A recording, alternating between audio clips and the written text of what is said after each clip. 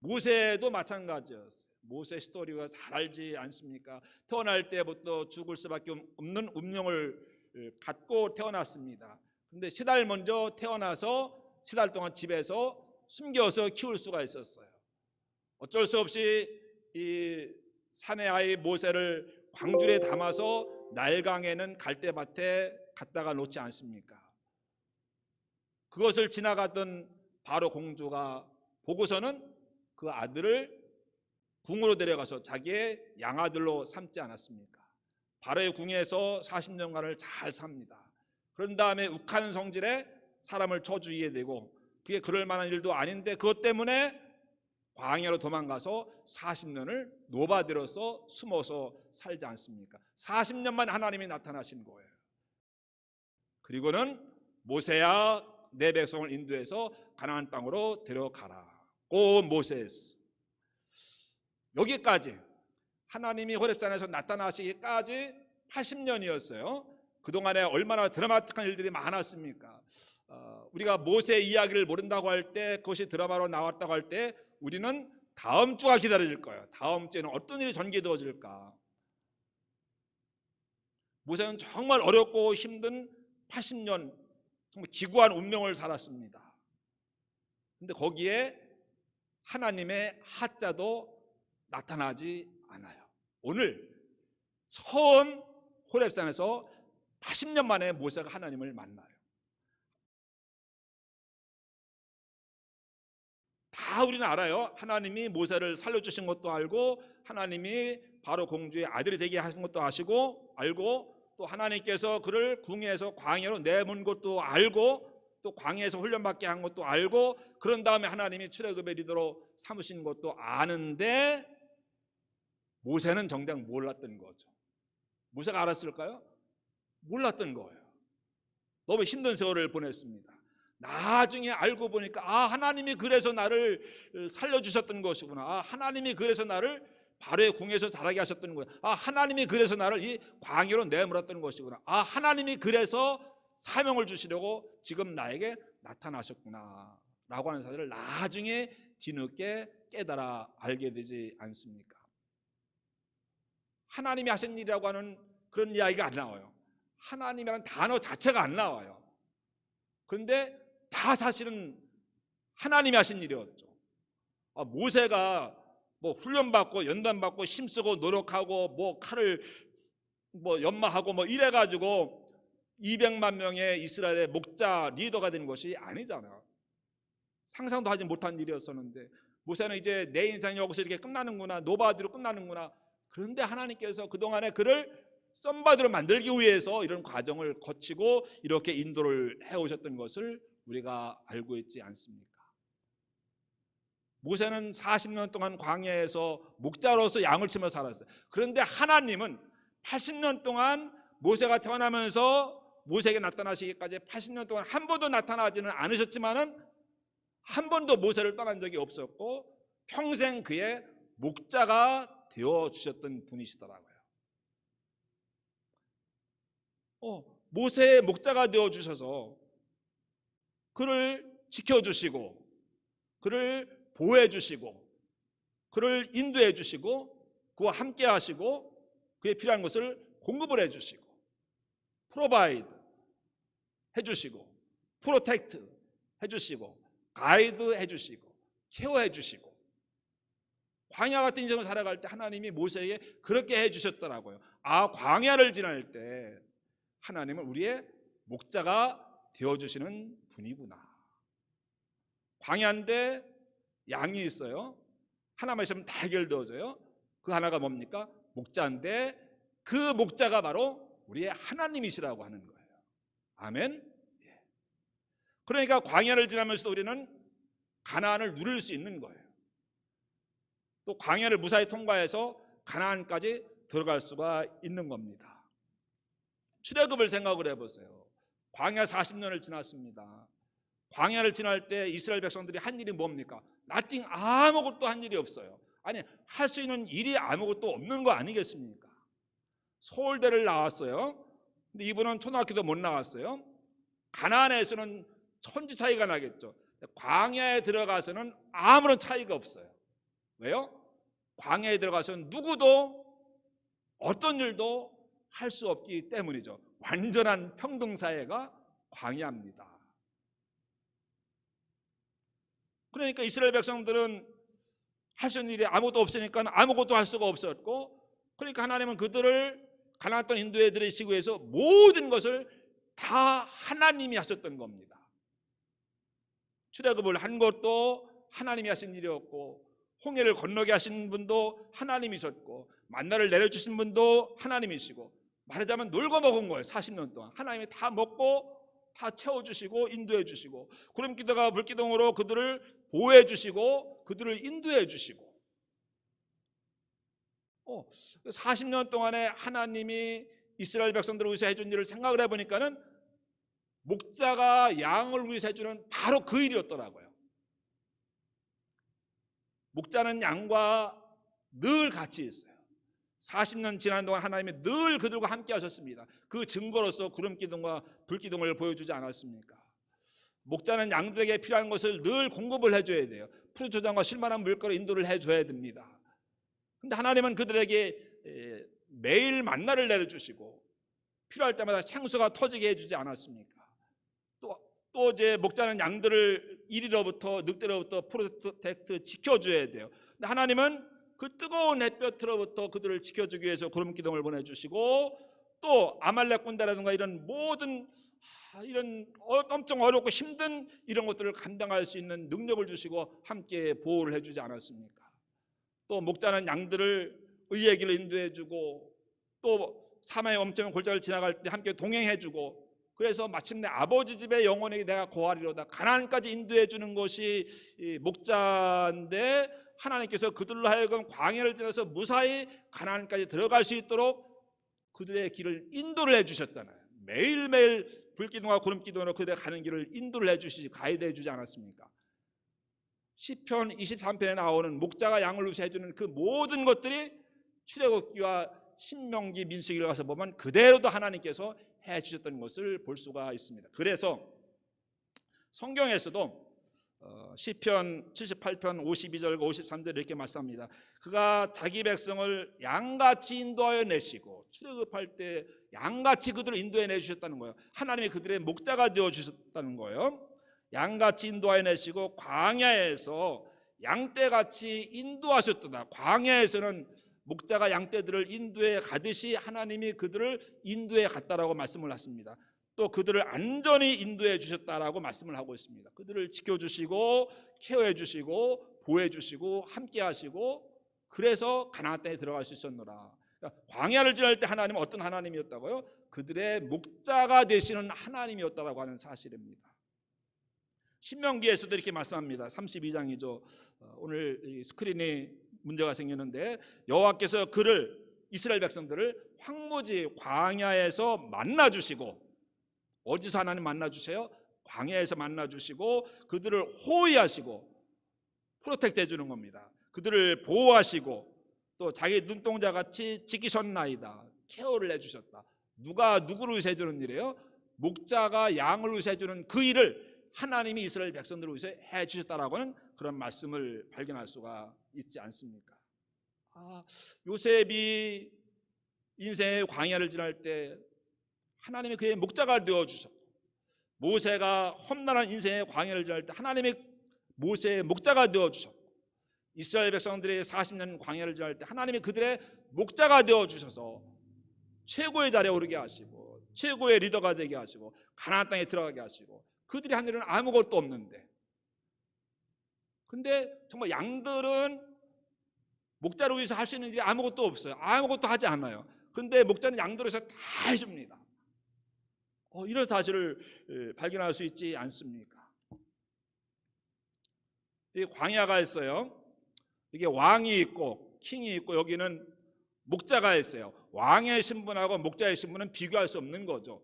근데 여러분들은 지금 광야에 있는데 이 고귀한 절대적인 권력을 가지고 있는 왕을 따라갈까요? 아니면 비천한 신분에 아무것도 없는 셰퍼드를 따라갈까요? 가나안에 있다고 한다면은 왕을 따라가겠죠. 가나안에 들어가니까 우리에게도 왕을 주셔서 우리에게도 왕을 주셔가지고 강력한 나라가 되게 하시고 우리가 안전하게 살 수 있게 해주시옵소서. 가나안의 땅에 들어가서는 이스라엘 백성들이 왕을 구했어요. 근데 광야를 지날 땐 하나님이 그들의 목자가 되어주시더라고요. 광야에서 살아가기 위해서는, 살아남기 위해서는 우리에게 필요한 것은 왕이 아니라 뭐예요? 목자예요. 목자를 따라가야 되는 거예요. 양들의 광야에 살자는 어떻게 삽니까? 목자 때문에 사는 거잖아요. 그래서 출애굽하는 그 영화, 애니메이션으로 만든 영화가 있는데 거기에 보면은 모세가 광야로 숨어 들어가가지고 이드로의 집에 처음 가게 돼요. 그날 연회를 베푸는데 이드로의 딸들이 이제 막 춤을 추고 하는데 그 노래 가운데 이런 가사가 있습니다. 몇 번 말씀을 드렸는데, 광야에서는 왕이 필요한 것이 아니라 목자가 필요하고, 말씀드렸죠? 광야에서는 황금이 필요한 것이 아니라 뭐가 필요하다? 생수가 필요하다. 이런 노래를 불러요. 저는 광야에 관심이 있으니까 그 가사가 귀에 금방 들어오지 않았겠습니까? 아, 맞다. 광야에서는 정말 필요한 것은 왕이 아니고 나를 돌봐주는 목자고, 광야에서는 황금이 아니라 정말 나를 살리는 것은, 나에게 지금 가장 필요한 것은 생수구나. 광야를 지날 때는 하나님이 우리에게 목자가 되어주시는 거예요. 그래서 우리가 광야를 지나면서도 가난을 누릴 수 있는 것이고 광야를 무사히 통과해 갈 수 있는 거죠. 근데 모세는 하나님이 그들의 목자가 되어주셔서 그들을 인도하고 돌봐준다고 하는 사실을 알았을까요? 잘 몰랐을까요? 내가 광야에 있습니다. 지금도 하나님은 어딘가로 나를 인도해 가고 계시고, 지금도 나를 통해서 무슨 일인가를 하고 계시고, 지금도 나와 함께 하시는데 그것이 잘 안 믿어지고 안 느껴지고 잘 안 보이니까는 영적으로 침체하게 되지 않습니까? 시편 23편에 보면은 이제 지난 토요일로 이제 그 새벽기도 시편 23편 묵상이 끝나는데, 잘 아시잖아요. 여호와는 나의 목자시니 그가 나를 푸른 초장에 누이시며 그가 나를 의의 길 인도해 주시고 그가 나를 안전하게 사망의 골짜기를 지나가게 하시고 그가 나를 지켜줘서 원수 앞에서 상을 베풀어 주시고 그가 나의 빈잔을 채워 주시고 그가 나에게 기름을 베풀어 주셔서 부어 주셔서 내 병을 치유해 주시고 그가 나를 아버지 집 인도해 주신다, 이거잖아요. 시편 23편에는 우리가 해야 될 일은 nothing, 아무것도 없어요. 다 하나님이 목자가 양을 위해서 해주는 일만 나와요. 신명기와 출애굽기와 전혀 다른 이야기입니다. 거기에는 왕이신 하나님께서 우리에게 명령하시고 우리가 순종해야 되고 순종하면 복을 받고 쭉 나오잖아요. 근데 시편 23편에서 목자로 고백하는 그 말씀 가운데에서는, 간증 가운데에서는 양이 목자로 위해서 뭘 해야 되고 어떤 목자가 내 양이 되기 위해서 일을 해야 된다 뭐 이런 말씀 전혀 없고 다 목자가 양을 위해서 해주는 일만 나와요. 은혜와 축복만 나오는 것을 볼 수가 있습니다. 우리가 양이 되기만 하면 되는 거예요. 양이 되기만 하면은 푸른 초장과 실만한 물거리 인도를 해주셔요. 양이 되기만 하면은 험한 길 가면서도 안전한 길로 인도를 해주시는 거예요. 우리가 정말 양이 되기만 하면은 사망의 골짜기를 지나더라도 우리 함께 하셔서 안전하게 통과할 수 있게 해주세요. 우리가 정말로 양이 되기만 하면 원수로부터 우리를 지켜주세요. 우리가 양이 되기만 하면은 우리의 잔을 채워주시고, 양이 되기만 하면 우리를 강건하게 치유를 해주십니다. 양들은요 하는 일이 아무것도 없어요. 이런 놀라운 축복을 다 양들이 누리고 있는데 그 양들이 목자로서 하는 일은 아무것도 없어요. 딱 하나, 목자 곁에 머물러 있는 거예요. 목자와 함께 있는 거예요. 목자만을 따라가는 거예요. 목자의 음성만을 듣는 거예요. 내가 목자를 기쁘게 하기 위해서 뭘 하고, 내가 쫓겨나지 않기 위해서 뭘 하고, 뭐 이런 거 없어요. 양같이 순종해야 된다라고 했을 때 그 순종에 되면은 그게 목자를 떠나지 말고 다른 길로 가지 말라는 그런 의미가 아니겠습니까? 뭘 하는 게 아니고 그냥 하나님과 함께 머물고 하나님 안에 거하고 믿음의 공동체 속에 속해 있고 그냥 하나님 인도하시는 곳에 따라가고, 그럼 하나님이 지켜주시고 하나님이 돌봐주시고 하나님이 인도해 주시고 그러는 거예요. 뭐 십계명을 지키고 막 이런 거 아닙니다. 당연히 우리가 하나님은 우리의 왕이시고 우리는 하나님의 백성이니까 십계명을 지켜야 되는 거죠. 근데 광야를 지날 때 너무 어렵고 힘들 때는 하나님이 우리에게 그냥 일방적으로 사랑으로 긍휼하심으로 근데 그 안에 머물기만 하면은 지나갈 수 있게 해주십니다. 정말 양들은요 자기 목자밖에 몰라요. 평생에 한 목자예요. 태어났으면요 죽을 때까지 그 목자의 양이에요.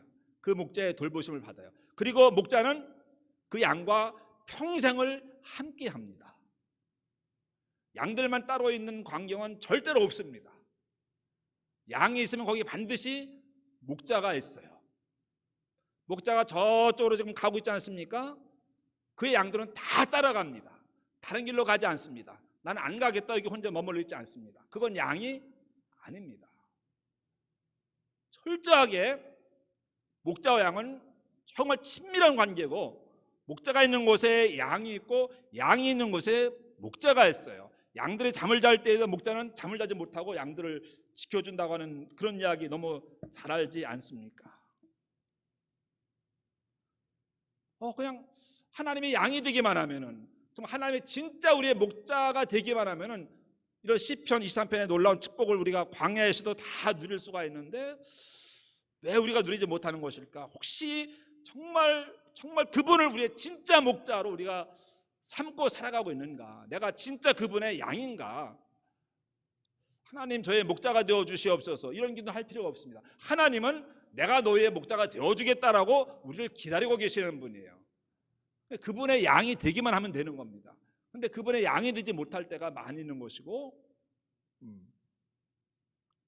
진짜 문제는 우리가 하나님을 진짜 우리 인생의 유일한 목자로 삼고 살아가고 내가 정말 그분의 양인가라고 하는 그런 사실 아니겠습니까?